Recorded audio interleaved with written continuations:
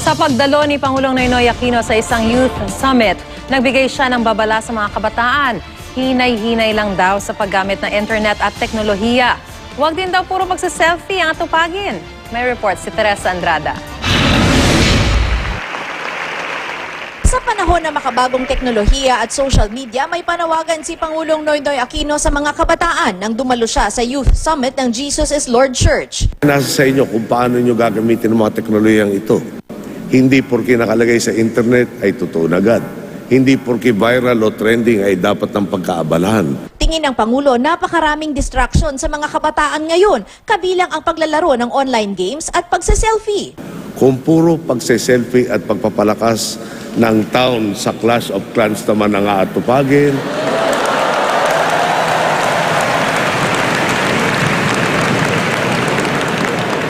siyempre talagang mag-game over ang mga pangarap natin. Sabi ng Pangulo, magre-retiro na siya sa politika pagkatapos ng 2016. By 2016, I'm retired from politics. No?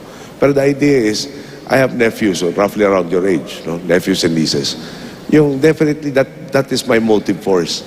No? Dadaanan ba nila lahat ng dinaanan ko? Tayo ba magte-teleserye, hindi na natapos yung paulit-ulit na kwento? Kaya may tagubilin siya sa mga kabataan. When we're going through those difficult moments, we tend to think of it as the end of the world. When all we really have to do is be patient, because He will unfold His plan and He will provide the wherewithal for us to be able to accomplish His will. Nag-iwan din siya ng hamon sa mga kabataan.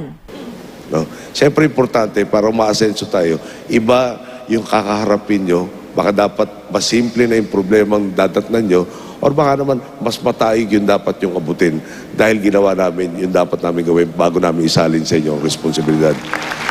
Naitanong din ang Pangulo kung ano ang bagay na nagbibigay ng takot sa Pangulo. I guess the greatest fear would be something like fear of the unknown or fear of uncertainty. One of the fears is, will we get a combination of something like Yolanda or Haiyan combined with an explosion of, so many volcanoes that are active, and then perhaps we will also have an earthquake. Noong nakaraang taon daw kasi, sunod-sunod na kalamidad ang tumama sa bansa. Lindol sa Bohol, Zamboanga Siege at Bagyong Yolanda sa Eastern Visayas. Sa Enero na ang pagbisita ni Pope Francis sa bansa, kaya natanong din ang Pangulo kaugnay dito. Bukod sa pasasalamat sa pagiging inspirasyon, balak ng Pangulo na tanungin ang Santo Papa tungkol sa estado ng simbahang Katoliko.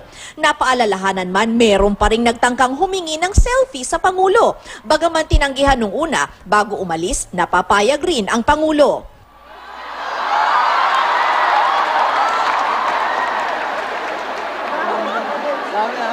Teresa Andrada, GMA News.